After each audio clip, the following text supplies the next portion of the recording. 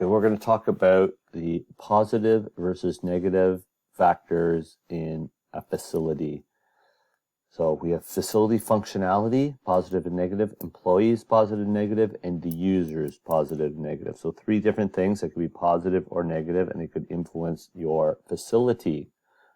So facility functionality, positive influences. So the existence of a facility has no significance until the product production and delivery occur. So once a management system is functioning within a facility, the facility has a reason to exist. A recreation facility and its equipment must be functional and coordinated with the production process for efficient and effective product delivery. So you can think of, I bring up fitness centers, as most of us has been to different fitness centers, but facilities that are in good shape, clean, not broken equipment, have a positive influence, and you're likely to go back. If you go to a fitness center, the showers are grungy, equipment's broken, carpets are stained, it's not going to have a good influence on you.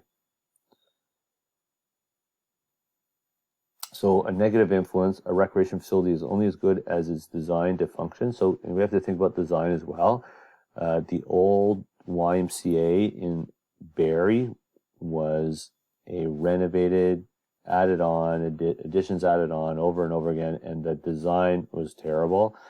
A poorly designed facility can hinder the ability to produce a product to fulfill the expectations of employees and users. So just think about facilities you've been in, and we maybe could have a discussion in class of negative influences of facilities that you've experienced.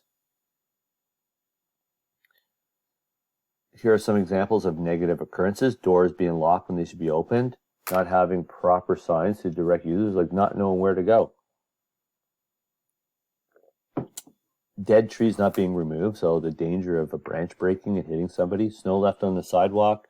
Malfunctioning or unclean restroom facilities, limited or no security system, missing fire extinguishers, design flaws, unclear spaces, AODA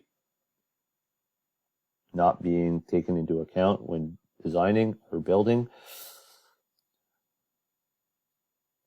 Employee positive influences. Employees are a key component to achieving the primary goal of doing everything possible to produce and deliver a product that is valued by users.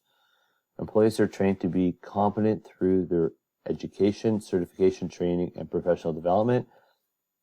And just think of the positive and negative when you think of employees about when you go to a restaurant and you have a good experience compared to a bad experience with a server.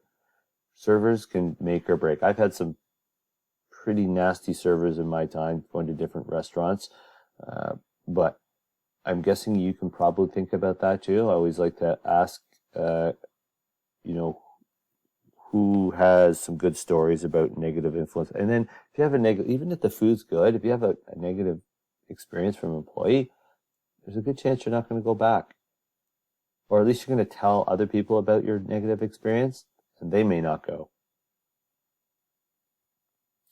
Unfortunately, in some instances, employees can have a negative influence on a facility, for sure. Employees not showing up for work, displaying inappropriate attitudes or behaviors, and poorly performing on the job can lead to unsatisfying experience for users. How about even dressing like sloppy or looking unclean? There are many employers that make sure that you are, your hair is clean, brushed. Not in my case, for instance, but most of you, your beard is trimmed or you're clean shaven, that sort of thing, are all different things that could have a positive or negative influence. And the users. So the success of a recreation agency depends on bringing users to a facility to enjoy an activity, purchase something, or watch an event. The goal is to provide an experience that meets users' expectations and encourages a return visit. The user's capacities include behaviors and attitudes will help them to fulfill their reason for visiting the facility. So if you, again, visit a facility and there's either users or parents that are obnoxious, we all know I've all seen the, irate hockey parents banging on glass, yelling at the referees, those sort of things. Really not good influences as far as the users. People maybe not cleaning their equipment in a fitness facility when they should be wiping it down afterwards. Excuse me. Facility use is not always positive, and a facility user who exhibits negative behavior can become a serious disruption. Users may violate rules, policies such as smoking in undesignated areas, using foul and abusive language, irritating physical altercations, or vandalizing or damaging equipment. They may just have an unpleasant attitude towards other users or employees. Oh, here's a little thing I'll show you right here. This is, crazy parents, See if I can get this up here. Oops. Here we go. This is parents watching a tennis match. So Tracy's knocked up for the 12th time, 10 different fathers. The balls go much faster in real life than they do on the telly. Volley the ball, Samantha! Ace it! I told you, make her run for it! It's a tough draw, Pam. No, she is playing the game like she's never played it in her life before. I think you should be a proud mum. No, her best days of tennis are behind her.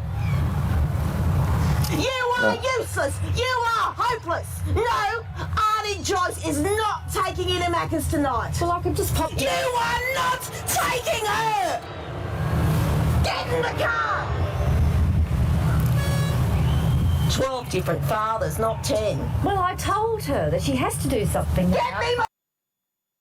Okay, so we can see that parents can have, or spectators can definitely have a negative influence on other users in the facility. That was a little, obviously, a skit that was done, and a little over the top, but you get the picture of what's going on there.